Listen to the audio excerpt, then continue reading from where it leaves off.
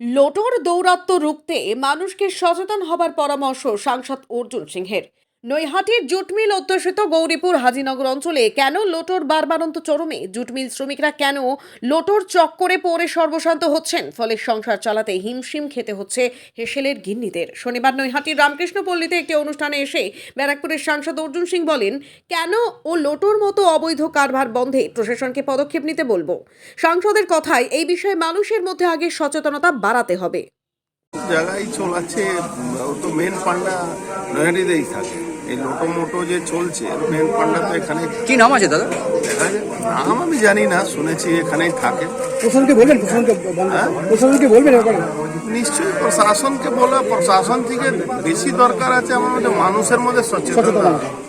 কেন এরা টোটালি একটা ফ্রড কেস। মানুষ ওখানে কেন যে ভিড়ছে, মানুষ আমাদেরও মানুষকে নিয়ে চলতে হবে। 2008-09-তে তৃণমূল আন্দোলন করেছিল এই কেনোর বিরুদ্ধে, লোটোর বিরুদ্ধে, কিন্তু এখন দেখা যাচ্ছে ছেয়ে গেছে। জুট মিল অধ্যুষিত অঞ্চলের শ্রমিকরা সর্বশান্ত, বারবার করে স্থানীয় নেতৃত্বরা বলছে, কিন্তু প্রশাসন দেখা যায় কেন এটা কি কারণে চালাচ্ছে, প্রশাসনের সঙ্গে কথা বলবো।